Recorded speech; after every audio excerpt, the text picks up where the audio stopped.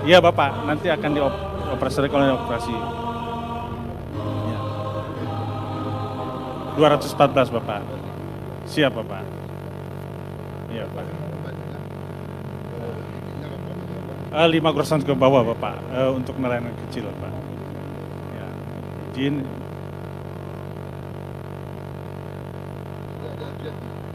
izin Bapak ini ada ya, 3 meter kali 80 Pak. Ya. Ukuran ini izin Bapak, fasilitas-fasilitas yang kita bangun adalah untuk meningkatkan produktivitas dan meningkatkan nilai jual mutu untuk nelayan skala kecil Pak. Ya. Ini jatinya Pak. Kita juga ada docking kapal di sini untuk ini 1 kilo. Siap Bapak, bisa. Terima kasih.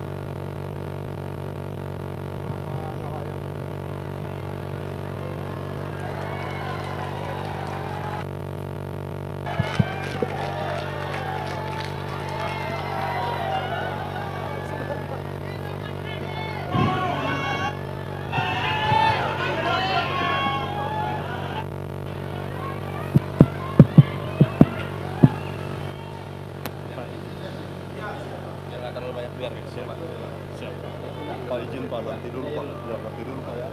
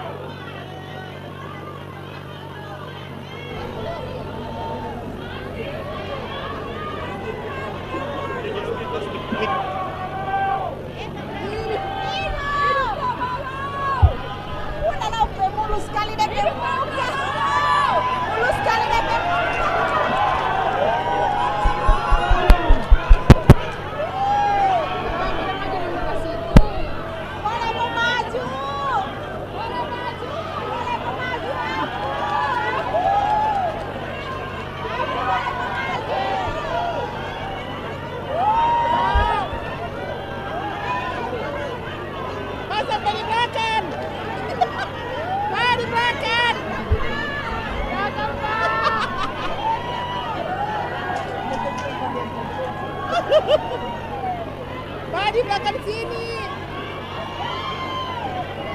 Iya.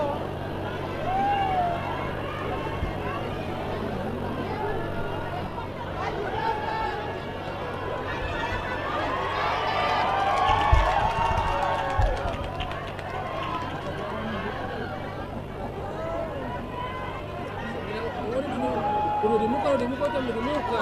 Di belakang.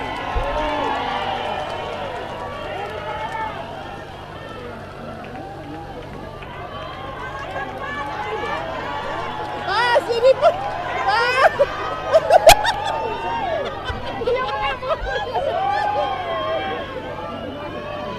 Mana? Ayo tadi.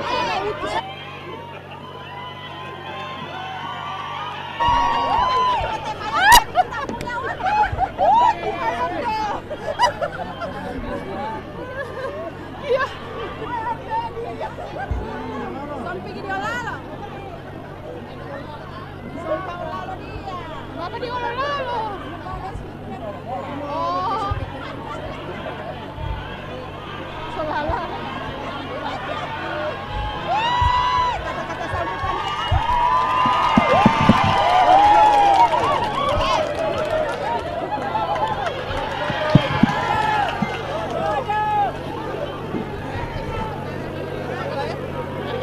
Bismillahirrahmanirrahim. Assalamualaikum warahmatullahi wabarakatuh.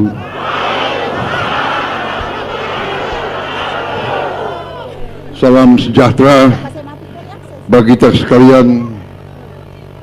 Shalom Salve, Om Swastiastu, Namo Buddhaya. Bapak-bapak sekalian, ibu-ibu sekalian yang saya hormati dan yang saya cintai, Bapak Gubernur, Bapak Wali Kota, para bupati yang hadir, Pak Fadel, mantan gubernur, saudara-saudara sekalian. Hari ini saya berkesempatan mampir di Gorontalo. Saya mau lihat adanya kampung nelayan Merah Putih yang sudah dirintis, dibangun di Gorontalo ini, ya. Dan saya lihat tadi sudah ada pembuat es di sini, sudah ada gudang pendingin, berapa fasilitas. Ini memang niat kita untuk memberdayakan semua nelayan di Indonesia, ya. Kita ingin semua nelayan di Indonesia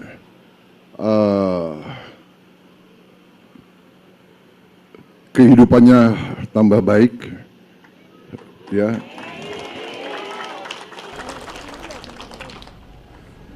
Penghasilannya harus tambah karena para nelayan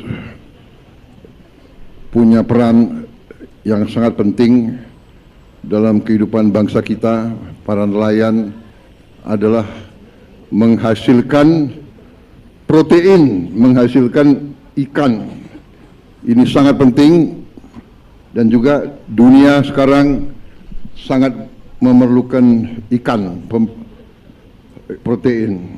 Karena itu pemerintah yang saya pimpin, kita akan besar-besaran mengembangkan perikanan dan kelautan. Istilah kita sekarang adalah ekonomi biru, ekonomi laut biru, the blue ocean economy. Blue ocean economy ini adalah sangat penting. Ini adalah karunia yang maha kuasa. Kita harus bersyukur dan kita harus sekarang besar-besaran investasi. Menteri Kelautan dan Perikanan Pak Trenggono, Pak Sakti Wahyu Trenggono, ya, ikut saya Tadi kita dari Miangas, kita akan segera bangun juga desa nelayan di situ. Juga saya ditemenin Menteri Luar Negeri. Kita baru saja dari Filipina menghadiri KTT ASEAN. Kita sangat dihormati karena kita sekarang sudah swasembada pangan, sudah swasembada beras, swasembada jagung, swasembada banyak sekali kita. Kita sekarang tidak perlu import lagi pangan dari luar. Dan para nelayan yang punya jasa besar, dan kita ingin memperkuat peran para nelayan kita. Kita tahun ini kita akan bangun, kita akan resmikan desa nelayan, kampung nelayan seperti ini. Totalnya tahun ini 1.386. Dan tahun depan kita akan bangun lagi. Berapa tahun depan? 1.000. Dan seterusnya kita akan bangun tiap tahun 1.000. Kita seluruh Indonesia punya 12.000 desa nelayan. Ya, ini pekerjaan besar, tapi kita bangsa yang berani. Saya sering diejek, Prabowo ini, Prabowo itu, tapi saya tidak ragu-ragu. Untuk rakyat kita tidak ragu-ragu. Kita berada di jalan yang benar. Rakyat kita harus sejahtera. Saya ingin nelayan-nelayan kita sejahtera. Saya ingin senyum tiap hari karena penghasilannya baik. Kita akan bangun mulai tahun ini 1.582 kapal ikan.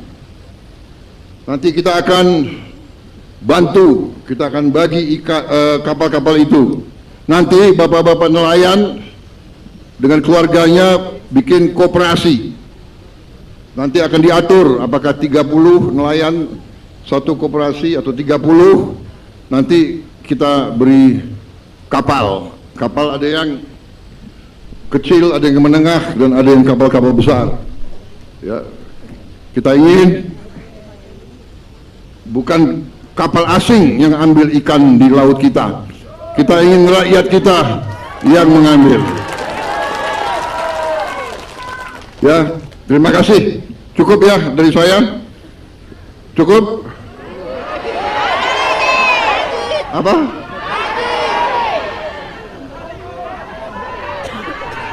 Lagi? Lanjut? Apalagi yang harus bisa bicara? Hah? Bagaimana di Gorontalo MBG sudah ada di sekolah-sekolah? Sudah? Hah? Hah? Ada yang belum? Ada yang belum? Iya, nanti yang belum dicatat ya. Segera kita segera. Pokoknya tahun ini semua sekolah yang merasa perlu akan kita berikan MBG semuanya. Yang tidak perlu nggak apa-apa, iya kan? Iya kan? Kalau anak-anak orang kaya nggak perlu nggak apa-apa, benar? Iya kan? Nggak dipaksa. Tapi kita ingin anak-anak kita kuat, kita ingin anak-anak kita semangat, kita ingin anak-anak kita pintar, kita ingin anak-anak rajin belajar. Betul? Gimana wali kota, bupati, sekolah-sekolah di Gorontalo sudah terima layar pinter? Sudah? Ya, satu. Tapi mulai tahun ini tiap sekolah akan terima 3. Berarti saya berharap akhir tahun ini tiap sekolah sudah ada 4 ruang kelas yang ada layar yang disebut layar pinter, karena dia memang pinter. Kita bisa gunakan interaktif. Tahun depan kita tambah lagi. Nantinya semua ruang kelas akan punya layar-layar pinter itu, saudara-saudara. Yang nantinya guru-guru di tempat yang sulit, dia bisa dibantu dari pusat pelajarannya, tambahan silabusnya, bantuan-bantuan bahan, kita bisa langsung waktu yang real time kita akan bisa, dan kita bisa monitor semua kelas di seluruh Indonesia, bisa kita monitor dari Jakarta. Jadi kalau ada guru-guru yang nggak masuk, kita bisa lihat mana guru yang tidak masuk pada hari itu. Ya, pendidikan sangat penting untuk anak-anak kita. Kita akan bangun seluruh negara. Kita berada dalam keadaan kuat. Banyak negara panik, kita tidak panik. Kita sudah swasembada pangan, dan sebentar lagi kita swasembada BBM. Kita tidak akan import BBM lagi, saudara-saudara. Kita bangsa yang kaya, tapi yang penting sekarang kekayaan harus bisa kita kuasai, harus bisa kita kelola dengan baik. Ya, kalau kita malas, kalau pemimpin-pemimpinnya tidak jujur atau seenaknya, maka kekayaan kita akan diambil oleh bangsa-bangsa lain. Saudara, saya kira itu dari saya. Terima kasih atas bantuan dan semangat saudara-saudara. Terima kasih atas penerimaan saudara-saudara kepada saya. Ya. Semoga Tuhan Yang Maha Besar selalu menyertai bapak-bapak, ibu-ibu sekalian. Saya mengerti, saya mantan tentara, saya mengerti nelayan itu menghadapi risiko yang besar. Di laut itu tidak main-main. Cuaca bisa berubah, arus bisa berubah. Ya, saudara mempertaruhkan nyawa untuk mencari makan untuk keluargamu, untuk masyarakatmu, untuk bangsamu. Saya terima kasih. Untuk itu saya bertekad untuk memperbaiki dan menghormati para nelayan-nelayan kita di seluruh Indonesia. Ya. Para nelayan sering dilupakan. Orang-orang pintar di Jakarta tidak peduli dengan nasibnya nelayan. Berubah sekarang, pemerintah sekarang akan memperhatikan semua nelayan dan semua petani di seluruh Indonesia. Ya. Terima kasih. Wassalamualaikum warahmatullahi wabarakatuh.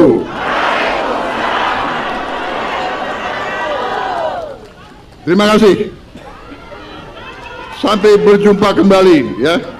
Nanti kalau tahun depan kapal-kapalmu lebih bagus, nanti saya diundang ke sini. Saya mau lihat kapal-kapal itu, ya. Terima kasih. Disinilah nama PT Taspen menjadi penting untuk kita pahami. PT Taspen adalah lembaga yang selama ini mengelola dan menyalurkan pembayaran pensiun bagi para pensiunan ASN. Namun Bapak Ibu perlu tahu, posisi Taspen bukan sebagai pembuat kebijakan. Taspen bukan pihak yang menentukan apakah ada kenaikan gaji atau tidak. Taspen juga bukan pihak yang menentukan berapa persen kenaikannya. Posisi Taspen adalah pelaksana teknis. Artinya, kalau pemerintah pusat sudah menerbitkan aturan resmi, sudah ada dasar hukum, dan sudah ada instruksi pencairan, maka Taspen akan menjalankan tugasnya untuk menyalurkan dana kepada para pensiunan sesuai ketentuan. Bahasa sederhananya begini Bapak Ibu, Taspen itu seperti petugas yang sudah siap di lapangan. Sistem pembayaran ada, data penerima ada, mekanisme penyaluran juga sudah tersedia, tapi mereka tetap harus menunggu lampu hijau dari pemerintah pusat. Kalau lampu hijau belum menyala, mereka tidak boleh asal jalan. Bukan karena Taspen tidak mau mencairkan, bukan karena Taspen menahan uang, dan bukan pula karena ada kendala teknis yang sengaja dibuat-buat, semua harus menunggu payung hukum yang sah. Kalau aturan belum turun, maka pencairan belum bisa dilakukan. Jadi kalau ada yang menyalahkan Taspen karena rapel belum masuk rekening, Bapak Ibu perlu pahami dulu alurnya. Taspen hanya bisa bergerak setelah ada dasar aturan dari pemerintah. Kalau pemerintah pusat sudah menetapkan kebijakan, sudah ada peraturan pemerintah, anggaran sudah siap, dan surat perintah pencairan sudah keluar, barulah Taspen bisa mengeksekusi. Tanpa itu semua, Taspen tidak bisa mencairkan dana negara begitu saja. Ini penting untuk dipahami supaya tidak terjadi salah paham di tengah masyarakat pensiunan. Sekarang kita masuk ke alur utama yang harus dilewati sebelum rapel dan kenaikan gaji pensiunan bisa benar-benar dicairkan. Ada 3 hal penting yang harus Bapak Ibu ingat. Yang pertama adalah penyusunan dan penerbitan peraturan pemerintah atau PP. Ini adalah dasar hukum utama. Di dalam aturan inilah nantinya ditentukan siapa saja yang berhak menerima, berapa besar kenaikannya, kapan mulai berlaku, dan bagaimana mekanisme pembayarannya. Tanpa PP, pencairan rapel dan kenaikan gaji tidak bisa dilakukan. Jadi, meskipun kabarnya sudah ramai, meskipun banyak yang berharap, tetap saja harus ada aturan resmi terlebih dahulu. Yang kedua adalah harmonisasi anggaran. Ini juga bagian yang sangat penting. Pemerintah, khususnya melalui Kementerian Keuangan, harus memastikan bahwa dana yang dibutuhkan tersedia dan sesuai dengan postur APBN 2026. Karena penerimanya bukan 1-2 orang, melainkan jutaan pensiunan di seluruh Indonesia. Kalau jumlah penerimanya jutaan, tentu anggaran yang disiapkan juga besar. Maka pemerintah harus berhitung dengan cermat supaya kebijakan ini bisa dijalankan tanpa mengganggu keseimbangan keuangan negara. Dengan kata lain, niat baik untuk menaikkan penghasilan pensiunan tetap harus disesuaikan dengan kemampuan fiskal negara. Yang ketiga adalah surat perintah pencairan. Nah, setelah PP terbit dan anggaran sudah dipastikan siap, barulah diterbitkan instruksi resmi kepada Taspen untuk melakukan pembayaran. Di tahap inilah pencairan benar-benar bisa berjalan. Dana kemudian dapat ditransfer ke rekening masing-masing pensiunan sesuai data dan ketentuan yang berlaku. Jadi urutannya tidak bisa dibalik, tidak bisa Taspen mencairkan dulu lalu aturan menyusul. Tidak bisa juga rapel dibayarkan hanya karena informasinya viral. Harus ada PP dulu, lalu harmonisasi anggaran, kemudian surat perintah pencairan, baru dana bisa masuk ke rekening pensiunan. Inilah 3 alur yang sangat penting. Pertama, dasar hukum berupa peraturan pemerintah harus terbit. Kedua, anggaran harus diselaraskan dan dipastikan tersedia dalam APBN 2026. Ketiga, setelah semuanya lengkap, baru ada surat perintah pencairan kepada Taspen. Kalau 3 hal ini belum lengkap, maka pencairan belum bisa dilakukan. Jadi kalau sampai 10 Mei 2026 masih banyak Bapak Ibu yang bertanya kenapa belum ada kepastian, jawabannya kembali lagi pada proses resmi tersebut. Bapak Ibu, satu hal yang juga perlu digarisbawahi adalah soal rapel. Banyak pensiunan khawatir kalau nanti kenaikan gaji berlaku sejak bulan tertentu tetapi pencairannya terlambat, apakah hak bulan-bulan sebelumnya akan hilang? Nah, dari penjelasan yang beredar, prinsipnya jika kebijakan kenaikan gaji sudah resmi disahkan dan berlaku sejak tanggal tertentu, maka selisih yang belum dibayarkan akan dihitung sebagai rapel. Artinya, hak pensiunan tetap dihitung sejak tanggal berlakunya kebijakan. Jadi kalau pencairannya baru dilakukan belakangan, hak yang menjadi milik pensiunan tetap tidak hilang, tidak hangus, dan tidak berkurang selama memang sudah diatur secara resmi. Ini tentu menjadi kabar yang cukup melegakan. Karena banyak Bapak Ibu pensiunan mungkin bertanya-tanya, kalau cairnya mundur, apakah uangnya tetap dibayar? Kalau kebijakannya berlaku dari awal tahun tetapi baru dibayarkan beberapa bulan kemudian, apakah bulan sebelumnya tetap dihitung? Nah, itulah fungsi rapel. Rapel adalah pembayaran kekurangan atau selisih dari periode sebelumnya sejak kebijakan berlaku. Jadi selama regulasinya sudah sah dan sudah ada ketentuan resmi, hak pensiunan tetap akan diperhitungkan sesuai aturan. Tapi sekali lagi Bapak Ibu, kita harus hati-hati dalam memahami kalimat ini. Jangan langsung menganggap bahwa semua sudah pasti cair sebelum ada pengumuman resmi. Harapan memang ada, pembahasan memang berjalan. Tetapi pencairan tetap harus menunggu dasar hukum, kesiapan anggaran, dan instruksi resmi. Jadi sikap terbaik saat ini adalah tetap tenang, tetap mengikuti informasi resmi, dan tidak mudah percaya pada kabar yang terlalu bombastis. Apalagi dalam situasi seperti ini, biasanya ada saja pihak-pihak yang memanfaatkan keadaan. Ada yang menyebarkan informasi setengah benar, ada yang membuat judul heboh demi menarik perhatian, bahkan bisa saja ada oknum yang menghubungi pensiunan dan meminta data pribadi dengan alasan membantu mempercepat pencairan rapel. Kalau ada yang seperti itu, Bapak Ibu harus waspada. Jangan sembarangan memberikan NIK, nomor rekening, foto KTP, kode OTP, atau data pribadi lainnya kepada pihak yang tidak jelas. Pencairan resmi tidak dilakukan lewat pesan pribadi yang mencurigakan. Semua mengikuti mekanisme resmi yang sudah ada. Bapak Ibu yang kami hormati, kalau kita lihat dari sisi kehidupan pensiunan, kabar soal rapel dan kenaikan gaji ini memang bukan hal kecil. Bagi orang yang masih punya penghasilan besar, mungkin tambahan uang tidak terlalu terasa, tapi bagi pensiunan, setiap tambahan bisa sangat membantu. Ada yang bisa digunakan untuk membeli kebutuhan pokok, membayar obat, memperbaiki rumah, membantu keluarga, atau sekadar membuat hati lebih tenang menghadapi kebutuhan bulan berikutnya. Maka tidak heran kalau kabar ini begitu dinanti. Purna Bakti adalah orang-orang yang dulu pernah mengabdikan tenaga, pikiran, dan waktunya untuk negara. Ada yang bekerja sebagai guru, pegawai administrasi, tenaga pelayanan publik, pegawai pemerintahan daerah, dan berbagai jabatan lain yang ikut menjalankan roda negara. Setelah pensiun tentu mereka berharap tetap mendapatkan perhatian yang layak. Karena itu ketika ada kabar pemerintah menyiapkan penyesuaian penghasilan atau rapel, harapannya langsung besar. Ini bukan hanya soal uang tetapi juga soal penghargaan. Namun penghargaan itu tetap harus diwujudkan lewat prosedur yang benar. Negara tidak bisa mencairkan dana secara asal-asalan. Ada administrasi, ada regulasi, ada perhitungan anggaran, dan ada pertanggungjawaban. Memang kadang proses seperti ini terasa panjang, bahkan membuat sebagian orang tidak sabar. Tapi justru proses itulah yang dibutuhkan supaya dana bisa disalurkan dengan tertib, tepat sasaran, tepat jumlah, dan sesuai hukum. Maka dari itu Bapak Ibu jangan langsung percaya kalau ada yang bilang rapel sudah masuk ke semua rekening. Jangan juga langsung menyalahkan Taspen kalau dana belum cair. Jangan pula percaya kalau ada yang mengatakan hak pensiunan akan hilang hanya karena pencairannya belum dilakukan. Yang benar adalah semuanya kembali pada aturan resmi. Kalau kebijakan sudah disahkan dan berlaku, maka hak pensiunan akan dihitung sesuai ketentuan. Tapi sebelum aturan itu benar-benar turun, pencairan belum bisa dilakukan. Sampai 10 Mei 2026 ini, narasi yang perlu kita pahami adalah bahwa para pensiunan masih menunggu kepastian resmi. Banyak yang berharap proses administrasi bisa segera selesai. Banyak yang menanti kapan pemerintah menerbitkan aturan yang menjadi dasar pencairan. Dan banyak juga yang berharap Taspen bisa segera menyalurkan dana begitu instruksi resmi sudah diterima. Harapan itu wajar, tapi tetap harus dibarengi dengan kesabaran dan kehati-hatian. Kalau kita sederhanakan, alur pencairan rapel pensiunan ini seperti proses berantai. Pemerintah pusat menyiapkan aturan. Kementerian terkait melakukan pembahasan dan penyelarasan. Kementerian Keuangan memastikan anggaran. Setelah itu keluar perintah pencairan. Baru kemudian Taspen sebagai lembaga penyalur melakukan pembayaran ke rekening pensiunan. Jadi kalau salah satu mata rantai belum selesai, maka proses belum bisa sampai ke tahap transfer. Itulah sebabnya informasi dari sumber resmi menjadi sangat penting. Jangan hanya mengandalkan kabar dari grup WhatsApp, potongan video pendek, atau postingan yang judulnya terlalu heboh. Boleh saja kita menyimak berbagai informasi, tapi tetap harus disaring. Cek apakah ada keterangan dari pemerintah. Cek apakah ada pernyataan resmi dari Taspen. Cek apakah sudah ada aturan yang diterbitkan. Kalau belum ada, maka kita perlu menunggu dengan tenang. Bapak Ibu, ada satu kalimat yang perlu terus diingat. Taspen siap menyalurkan ketika dasar hukumnya sudah ada. Ini berarti posisi Taspen bukan penghambat. Taspen tidak bisa bergerak sendirian. Mereka bekerja sesuai mandat. Jadi kalau dasar hukum sudah turun, proses akan berjalan sesuai mekanisme yang berlaku. Tapi kalau dasar hukum belum ada, maka pencairan belum bisa dilakukan, meskipun banyak orang sudah menunggu.